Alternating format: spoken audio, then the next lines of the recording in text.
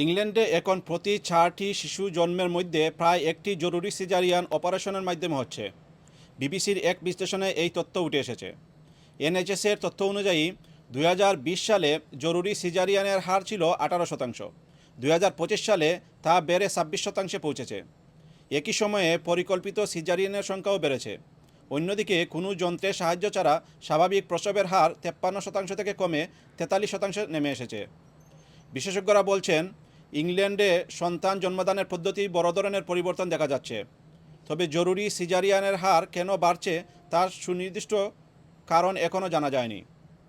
তাদের মতে, মায়েদের বেশি বয়সে সন্তান নেওয়া, স্থূলতা, বিভিন্ন স্বাস্থ্য সমস্যা, অতীতের মাতৃত্ব সেবা সংক্রান্ত কেলেঙ্কারি এবং চিকিৎসকদের আইনি ঝুঁকির আশঙ্কা এসব কারণ এর পেছনে থাকতে পারে।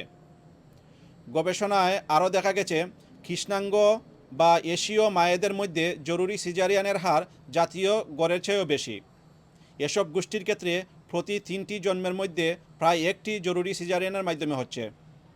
বিশেষজ্ঞরা সতর্ক করে বলেছেন, যদি জরুরি সিজারিয়ানের সংখ্যা বাড়লেও মা ও নবজাতকের মৃত্যু বা জটিলতা না কমে, তাহলে বিষয়টি উদ্বেগের কারণ হতে পারে। এদিকে হাসপাতালগুলোতে বাড়তি জরুরি সিজারিয়ানের চাপ সামাল দিতে পর্যাপ্ত অপারেশন থিয়েটার ও জনবল নেই বলেও সতর্ক করেছেন স্বাস্থ্য বিশেষজ্ঞরা। অর্থনৈতিক দিক থেকেও এর প্রভাব রয়েছে। একটি স্বাভাবিক প্রসবের খরচে যেখানে প্রায় 4,800 পাউন্ড খরচ হয়, সেখানে পরিকল্পিত সিজারিয়ানের খরচ প্রায় 6,000 পাউন্ড এবং জরুরি সিজারিয়ানের খরচ প্রায় 9,000 পাউন্ড।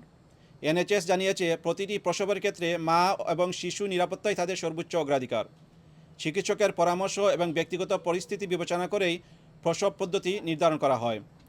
স্বাস্থ্য বিশেষজ্ঞদের মতে, জরুরি সিজারিয়ানের হার কেন বাড়ছে তা জানতে আরও বিস্তারিত গবেষণা এবং তথ্য সংগ্রহের প্রয়োজন রয়েছে। ফজলু মিয়া, সানরাইজ টুডে, লন্ডন।